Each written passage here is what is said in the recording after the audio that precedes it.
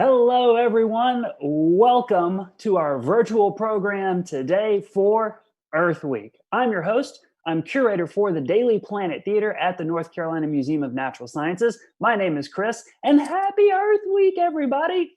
This is a very special week, and I'm so excited that you're here with us to celebrate Earth Week. Tomorrow, Wednesday, April 22nd, is Earth Day, the official Earth Day, and it happens to be the 50th anniversary of the Earth Day celebration, a party for the planet.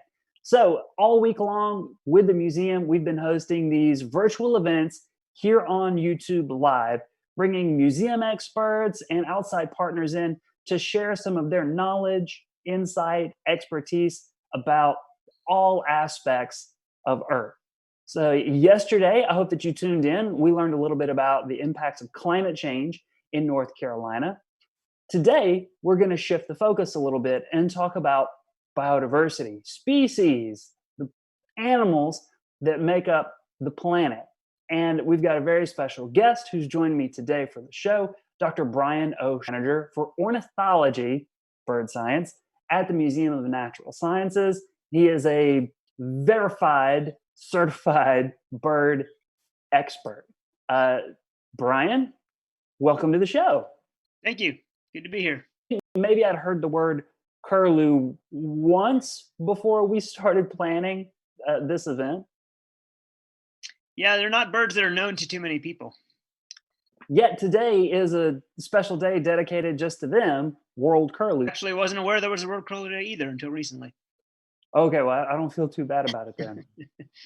So I was looking at some of these pictures. These birds look really interesting, like long legs, long beaks.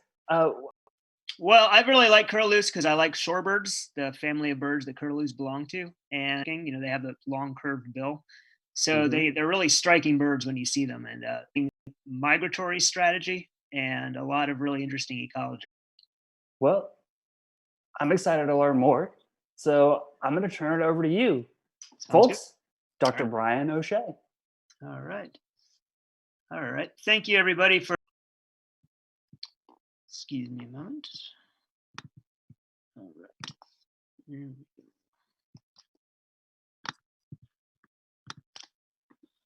Okay. Well, here we are talking about curlews today. Curlews are a really interesting group of birds that are. I guess I'll just jump right into it. What is a curlew? A lot of people haven't heard of them, as I just said before. Curlews are members of the sandpiper family. They are shorebirds. So these are birds that you typically see along beaches and in marshes and coastal areas. They're quite large for the family.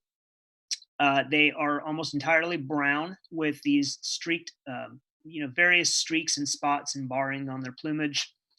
The really defining feature of curlews, other than their size, is their long and curved bill. So the main difference among a lot of the different species of curlew is the length of that bill and how curved it is. It says a lot about what kind of foraging techniques they use and what they eat. Curlews are distributed worldwide. They're highly migratory. We're going to talk a bit about that. The word curlew is a name that is derived from the French for runner or courier, thought to be derived from the old French word. The genus name is NCMNS, which means new moon in Greek. And that is in reference to the bird's bill, kind of like a crescent moon shape. The word curlew is also supposedly imitative of the bird's song. When the curlews get on their breeding grounds, they make these very mournful and very kind of otherworldly sounds, which we can play right now.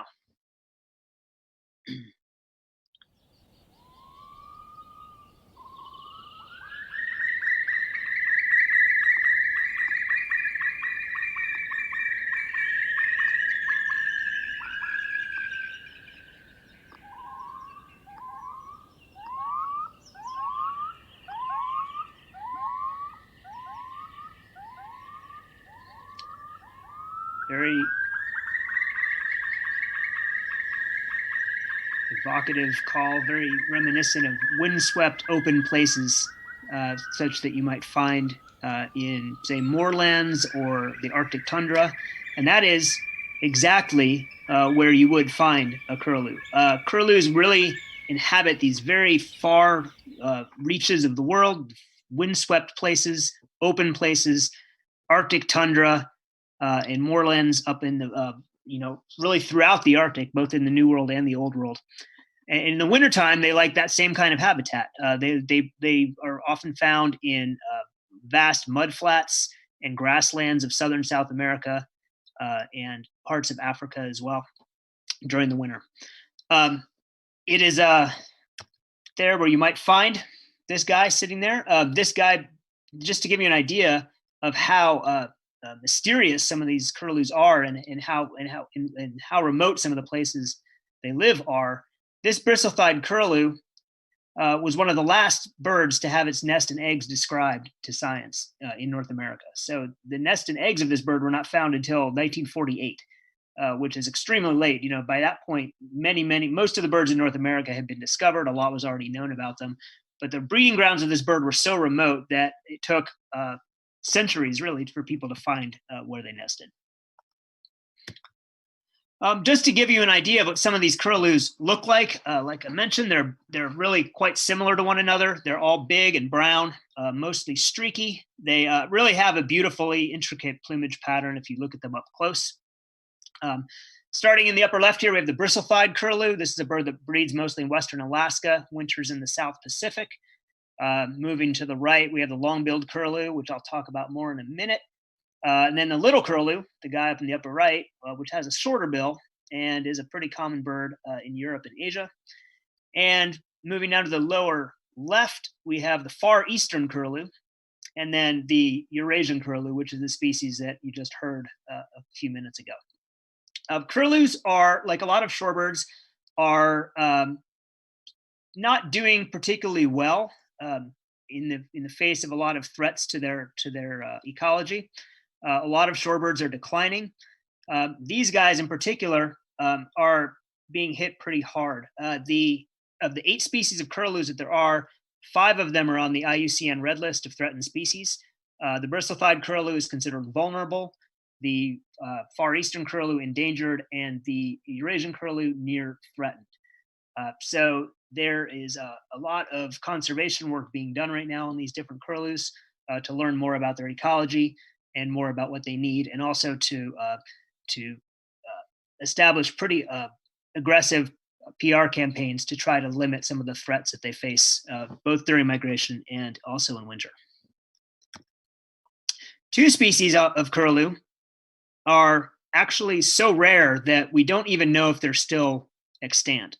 One of them is the Eskimo Curlew here in North America that I'm going to talk about toward the end, and the other is the slender-billed curlew. Eskimo Curlew has not been seen with certainty since the 1960s.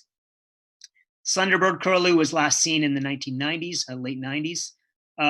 Moreover, slender-billed curlew, nobody knows where it breeds. A few nesting sites have been found in Siberia before the species became very rare. But nowadays, if there are any left, we're having to resort to using specimens to try to figure out where these birds might have come from when they were collected on the wintering grounds, and to use that information to try to find their breeding grounds. All right, I'll just talk a little bit about the 2 species of curlew that we have here that are most common in North America, and also here, the ones that you might be likely to see here in North Carolina. The whimbrel is the most numerous species of curlew worldwide. It has breeding populations in both the New World and the Old World. Sometimes those 2 populations are considered separate species. The European ones have a kind of a whitish wedge up the back above the tail that the North American birds don't have. This is a common migrant through North Carolina and really all along the eastern seaboard of North America. Especially in the fall, they come through.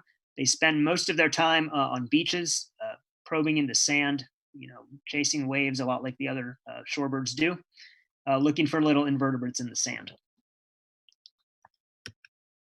The other species we have here in North America is the long-billed curlew, and this is a pretty impressive bird. It's really a very beautiful bird, especially if you see them in flight. They have a very beautiful chestnut tones to their wing feathers, and really intricate patterning on their back and on their wings. This bird breeds in the Western Plains region and also the Intermountain West. So the center of their breeding distribution is really around southern Idaho. They breed in open grasslands, in the Great Basin. In winter, they don't go very far relative to other curlews. They winter mainly on the Texas coast of the Gulf of Mexico and also parts of Southern California and down into the beaches of northern Mexico. But longbill curlews are not currently considered to be too endangered in terms of being on the red list, but they are declining. They're mainly because of loss of breeding habitat. The area around Boise, Idaho, which is where they're actually quite common, is growing very rapidly, and there's a lot of development taking place there that is sort of impinging on their breeding habitat. I want to talk a bit about the bills of curlews, just because they are pretty extraordinary, and most birds don't have a bill like this, and a lot of people wonder, what is that for? Is it really such a highly specialized feature of these birds? And it really is in a lot of ways. Most people think of shorebirds as being birds that poke their bills down into the substrate, into the mud, into the sand to get food out of there. And that's what curlews do. Curlews have the advantage of having that long bill that they can reach down pretty far into the substrate with. So they're able to reach down into places that other shorebirds cannot reach. And that is a really big advantage for them. They have access to food sources that other birds do not. But it's also a pretty useful tool for dispatching a wide variety of prey. They can easily handle things like crabs. Some of them even eat mice and rats. And they can use that bill to really whack their prey against a rock or whatever's on hand to dispatch and dismember pretty large animals, and so give them quite a bit of foraging range. They also, especially in the maritime provinces of Canada, will feed on fruit. In the fall migration, when they're about to launch out on their southward migration across the ocean, they fatten themselves up on blueberries and other berries that are ripening along the eastern part of Canada, along the shoreline there, and they can eat vast quantities of berries extremely quickly, using that bill just to pluck and very quickly swallow all these berries. One of the most interesting things about curlew bills, though, is that curlews have bristle-thighed curlews wintering in the tropical Pacific are the only shorebird that is known to use tools. Tool use is relatively rare in birds. Has been documented in a variety of families, but among shorebirds, only the bristle-thighed curlew has been seen to do it. And what they do is they take rocks or bits of coral and they will actually smash open albatross eggs. So they'll sit there and they'll flick that rock against the egg and chip away at it until they puncture it, and then they'll stick their bill down in it and make that hole bigger with their bill until they can get out all the goodness within the egg. So that's a pretty neat thing about the bristle-thighed curlew, at least, and it gives you some idea of how diverse the foraging strategy and how flexible these birds can be in terms of their diet.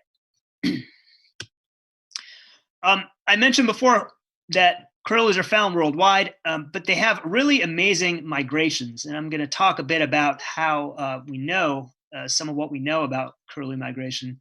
This is the range map for the Whimbrel. So the orange patches are where they are during the summertime, and really a very short season because the Arctic summer is very short.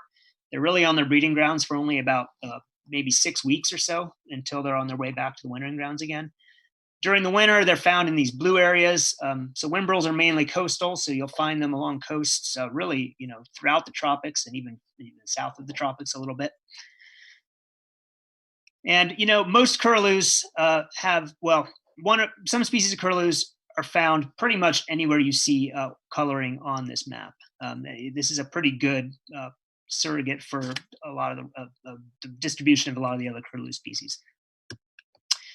So people have for a long time been interested in where these birds go and how they get there and how long it takes them. And the old way to do this was to take flags or bands or markers that are individually customized so that you can see these birds and you can report that number that's on the flag. It's like this red knot, and you can either call a number or send that number in or report it online. and that alerts the researcher that this particular bird was sighted in this particular place.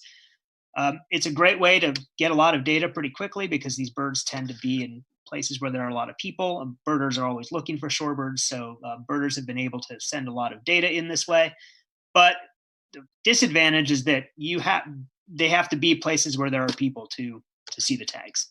And so with the advent of more sophisticated movement tracking technology like GPS receivers, we've been able to get some pretty amazing data on how these birds move. This is a whimbrel that has been outfitted with a GPS backpack. These are pretty commonly used now in tracking studies. It sort of fits as a harness around the bird's, either around the bird's pelvis or around its shoulders. So they wear it, like a backpack. The antenna sticks out of the back, and there's often a little solar panel on the back of that tracking device that allows it to charge. So you don't need a heavy battery to be in there. These devices typically weigh up to about 5% of the bird's weight. Often they're quite a bit less than that. And they have a pretty long life. And so once you get one of these tracking devices on a bird, it often lasts for several years. And you can get really nice data from individual birds going back and forth between their breeding and non-breeding areas. So this is what the maps generated by some of these devices look like. So this is a map of a single whimbrel that was tracked over a few years before the antenna fell off of the device. And you can see that these birds are doing some pretty amazing things. This bird, in general, tended to fly from the Northwest Territories in northern Canada, flew down around Hudson Bay, spent quite a bit of time staging on the east coast, northeast coast of the US and southeastern Canada, and then basically just took off out across the ocean all the way to South America, typically without stopping. So this is a pretty amazing feat for a bird to be able to do this.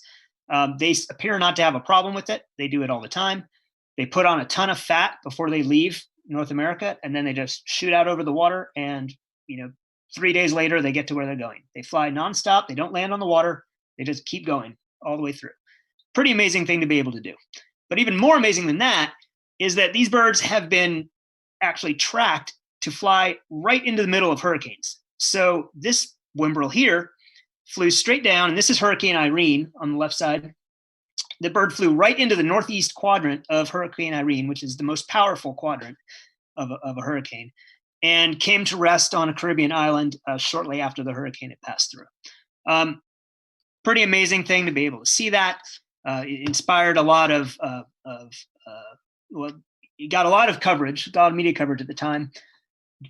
Children's books were spun off about it. It's a pretty amazing thing to be able to document, and the physiological endurance that these birds must possess to be able to do this is pretty astounding. One of these birds was calculated as flying directly into tropical storm force headwinds for 27 hours, making a ground speed of about 9 miles an hour. This bird was beating directly into the wind for over 24 hours straight, and then it caught the better side of the storm and hurtled back to North America, going about 90 miles an hour. And we were able to get this data by following this bird. So the track I'm referring to is this pink track that kind of goes out past the island of Nova Scotia and out into the ocean. This was a rare tropical storm Gert, that went up to that far northern latitude, pretty unusual. The bird basically flew into the storm and then decided, well, okay, I can't do this anymore. And so turned around and shot back to the US, landed in a staging area in the eastern shore of Virginia, fattened up there, and then continued south. One interesting thing to note about this map, this is another single whimbrel tracked over multiple years, is that it always wintered in the exact same place. It wintered in a pond in St. Croix for at least 4 years in a row.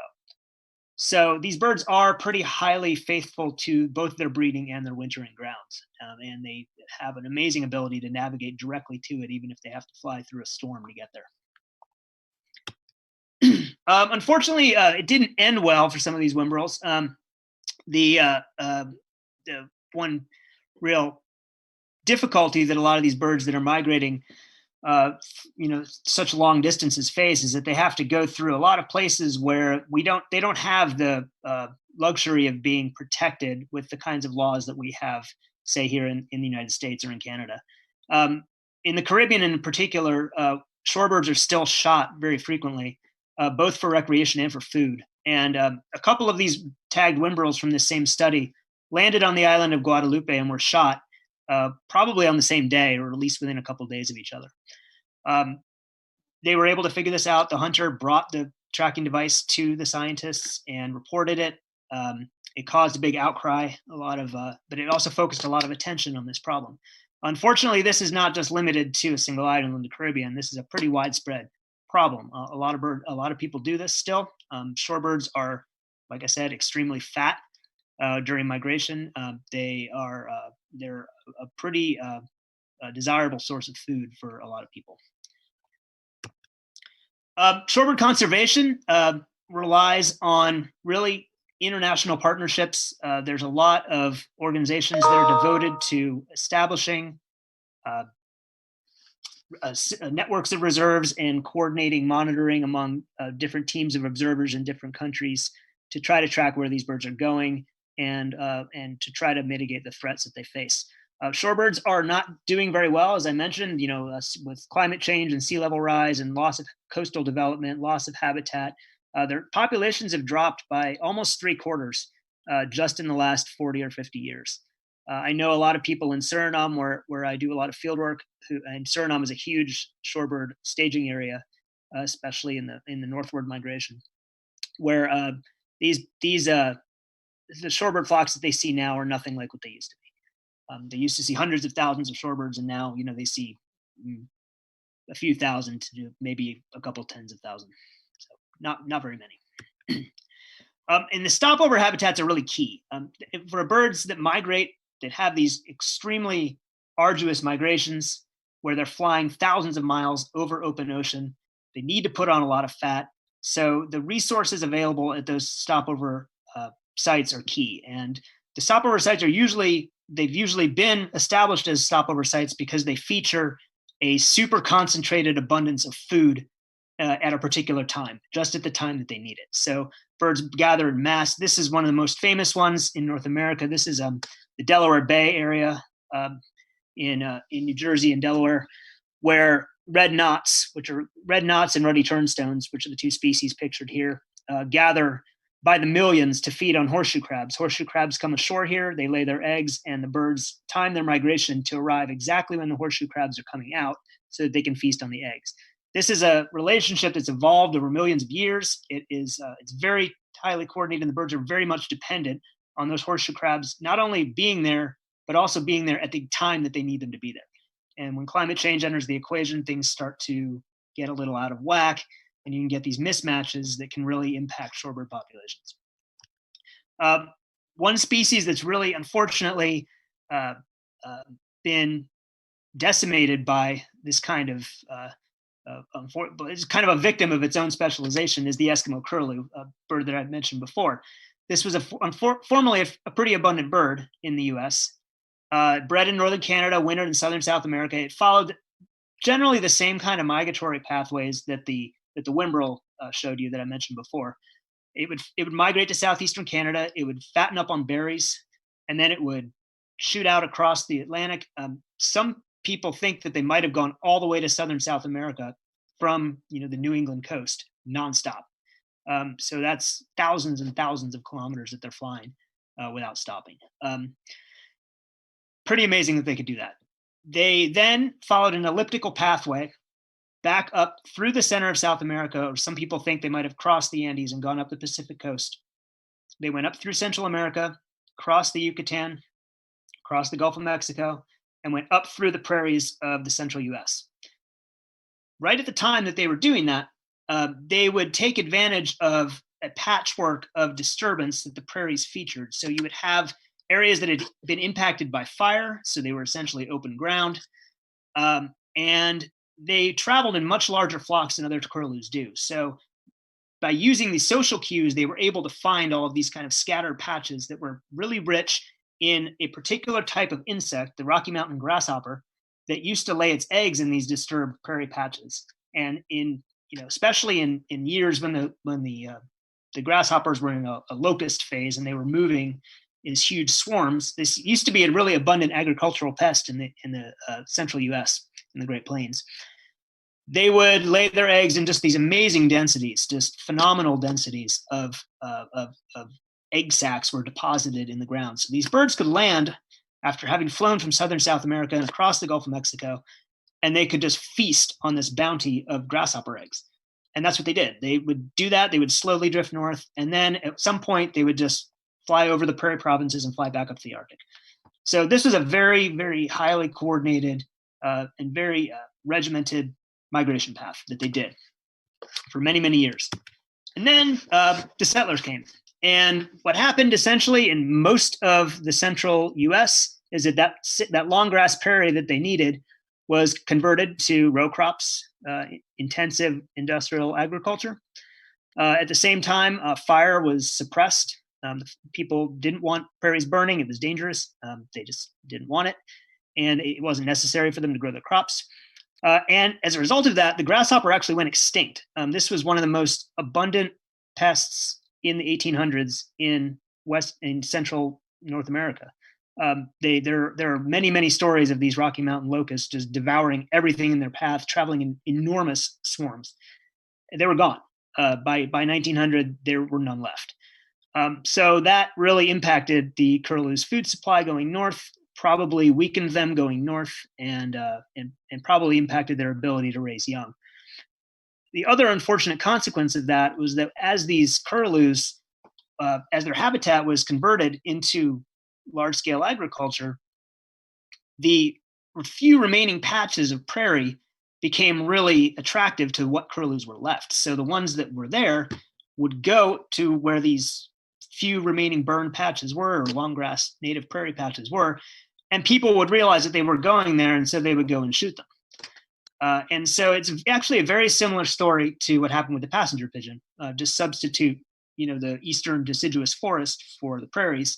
The same thing happened. People carved up the forest. The few pigeons crammed into these remaining areas of forest, and then people would come in and they would slaughter them. And usually for market hunting, people would sell shorebirds they would ship them all over the country. They would be sold in markets they would ship them by the barrel in train cars all over the country to be eaten. All of this happened in about 40 years. The Eskimo curlew was pretty common before 1850, and by 1890, they were basically gone. And as I mentioned, there were scattered sightings through the first half of the 20th century, but since the 1960s, nobody's really seen one. So it's a sad story, hopefully one that is not going to repeat for any other shorebird species, but it gives you some idea of how interconnected really all these ecosystems are, and how these birds have come to rely on these widely scattered patches of super abundant food that they need to sustain these migrations. There are a few hopeful signs for curlews. This picture here from Scotland is a picture of a managed field that is where people are balancing the need to grow crops with the need to maintain some kind of habitat diversity. So it's not, wall-to-wall row crops. This is habitat that's being managed to balance the needs of food production with the need to protect some habitat for curlews. And its initial signs are that these habitat modifications and just even simple things like delaying how long it takes, delaying your grass cutting a little bit so that curlews can raise young, things like that. Those things really do help. So being able to manage land to accommodate the needs of shorebirds and other wildlife has really paid off in some places. Another hopeful sign is simply that shorebirds' staging areas are pretty easy to identify. I think by now we've established what the critical areas are for shorebirds. They tend to be fairly small in extent, and so they can be easily identified. We can lobby for the protection of these areas, and we can also monitor the threats on a pretty local scale. So those are all very helpful things to help hopefully ensure that we're going to be seeing more curlews in the future, and other shorebirds as well. If you want to see some more resources on shorebirds, there is a World Curlew Day Facebook page. There is also a Twitter handle for World Curlew Day. Curlew Media has a few helpful links, and also a couple of organizations that are real active with shorebird research and conservation are the Western Hemisphere Shorebird Reserve Network and Manomet Bird Observatory out of Massachusetts, who've been doing shorebird work for decades. So that is all I have about curlews. I would be happy to take any questions. Chris? Thank you very much, Brian. Mhm. All right, everybody who's watching, let's give Brian a round of applause. Yay! You can put little clapping emojis in the YouTube chat there on the side. That chat box is also where you can put questions for Brian. If you have questions about curlews, drop those right there, and then we're monitoring those, and we'll share those with Brian and get your answers. So, Brian, I'm kind of curious, and there was a question to this effect too about some of these new tracking technologies, these tiny little solar powered GPS backpacks. I mean, those seem really cool. How long have researchers been using sort of cutting edge tech like that? I think people have been using it for as long as it has been available. The main issue is the weight when you're dealing with birds. So on something, if you're doing something with a bear, it's a little different, But if with birds, the really key thing is weight. Birds have evolved to maximize their efficiency for flight.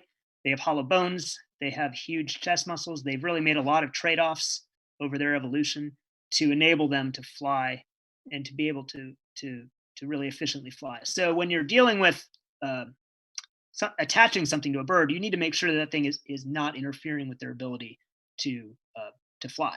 Especially birds that are doing things like crossing the Pacific Ocean, which bristlecide curlews do. They're one of the longest distance migrants known. They can fly up to 5,000 or 6,000 miles without stopping.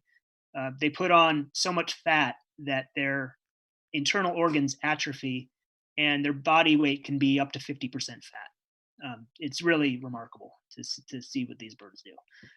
And so they're really probably just on the very edge of what they're physiologically capable of. So even a little bit of extra weight can really impact them. So you really need to make sure that you have this technology downsized to the point that it can safely be attached to birds, and the birds are not going to die from having this thing on them. And I think we've gotten to that point, but it's only really been in the last maybe 10 years or so that it's really taken off. Cool stuff. So I'm going to go to questions from the YouTubers. Let's see. So we just talked about Purvi. Thanks for the tracking technologies question. Eric is asking, is there any evidence to suggest that the current coronavirus outbreak is affecting curlews in the sense that it would restrict people being on beaches and shorelines? Well, there's there's two answers to that question. Yes, certainly less disturbance is better. I've actually thought about this with the beaches here in North Carolina being closed. I'm thinking that shorebirds must be loving it because people's dogs aren't chasing them and people aren't driving all over the beaches and just disturbing birds all the time. On the other hand, there's some pretty serious food security issues associated with coronavirus. And one thing that I've been thinking a lot about, if all of a sudden the supply chains get interrupted, when people start to get hungry, they may go after shorebirds. Why not? It's certainly, if there's a big, huge flock of shorebirds right there, and you don't have any food, you're going to eat them. And people have been hunting them either recreationally or to sell for a long time. And so it doesn't require very much. You don't need to have a gun to kill shorebirds. There are many ways to do it. And so they're still on the wintering grounds, and a lot of them are getting fat right now to come north. The bulk of shorebirds are going to start arriving next month here in the U.S. So they're really they're still down there, and they're still at risk. And I think about that quite a bit because I think not only in terms of shorebirds but also other wildlife, how that's going to issues are going to impact them. Yeah, that's really interesting. I wasn't necessarily what came to mind, right? I was just thinking in terms of disturbance, people vacationing on beaches, but there are lots of places where these birds don't have protections for lots of different reasons, right? Where they could be exploited. Exactly. When you're thinking about shorebird conservation, you really have to have a global mindset. You have to think about what's going on at all ends of their range, and that's a vast range. That's literally from the Antarctic to the Arctic in some cases. So here's another one. How is the curlew population faring amid the pressures of the modern world? Well, sounds a lot like the description for the presentation. So you may have covered that in a little bit, but yeah, they're I mean, in a nutshell, they're not doing very well. The farming practices in Europe and Northern Europe, which impacts the Eurasian curlew, seem to be having some locally positive effects. A lot of curlews actually don't breed in areas where there's a lot of people. So a lot of the threats they face are on the sites and also probably to some degree on their wintering grounds. But all shorebirds are impacted by pollution, ocean pollution. All of them are impacted by lines. All of that stuff affects shorebirds pretty negatively. Do we have curlews in our collection at the Museum of Natural Sciences? Yes, we do. In fact, we have an Eskimo curlew. That's one of the only extinct species that we have in our collection. And the story of that Eskimo curlew is a little murky. We don't exactly know when it was collected or where. We got it as a specimen in 1909. And it was probably a mounted bird that was then put into a humidification chamber and relaxed and made into a study skin shape. But it's unquestionably an Eskimo curlew, so it's a pretty neat thing to have. We also have a lot of other curlew species. We have curlews from the Philippines, and we have curlews from the that side of the Pacific, and also some from North America. I asked specifically because Cindy Lincoln hoped that you would mention that you have a mounted Eskimo curlew that was donated via a visitor who contacted the Naturalist Center. Yeah, so that's an interesting story. We got real excited about that one. We ultimately concluded that it was a whimbrel with a short bill. Whimbrels, especially juvenile whimbrels, have a short bill, much shorter than the adults. And at first glance, the chief difference between a whimbrel and an Eskimo curlew is that Eskimo curlews are small with a short bill. But if you look at our Eskimo curlew, the one known Eskimo curlew that we have, and the whimbrel, the bill is pretty long to be an Eskimo curlew, and there's a few subtle features of the plumage that really make it a whimbrel and not an Eskimo curlew. But I will say that we definitely took a second and third look at it when we got it. When it was donated, we got pretty excited. Well, that leads me to a question. Something you mentioned early was that for one of the possibly extinct species, not the Eskimo, but another one, that museum collections are actually helping to track the breeding grounds because they're so rare now. You can't even find one to put a tracking device on it. Yeah. How do you use a specimen to find a breeding ground in some remote locations? So what they've been doing with the slender-billed curlew is they've been taking feather samples from old specimens and looking at stable isotopes. And stable isotope analysis can really allow you to pinpoint where a bird was when it was growing those feathers. So for species that replace their feathers, if you know about when they replace their feathers, say they replace their feathers on the breeding ground before they migrate, isotopes, and it allows you to at least narrow down the region to where that bird might have come from. And then from there, you can on suitable habitat within that region and try to find where the birds are. Sounds cool. Yeah, it's pretty neat to be able to do that. Yeah, definitely. Okay, more questions. Glenn is asking, for birds in general, are we seeing changes in migration and ranges for wintering or summering, reproduction as a result of climate change? I think the answer is yes. Yeah, certainly. In fact, there's a related species of shorebird called the Hudsonian godwit. And godwit is a lot like a curlew, except it doesn't have a curved bill. It has actually a slightly upturned bill, not a downturned bill. Hudsonian godwit is another one of these champion migrants. It flies, it goes from northern Canada to southern South America. I think I haven't looked at the results of some of the tracking technology that they've deployed on those guys. It's clear that they migrate.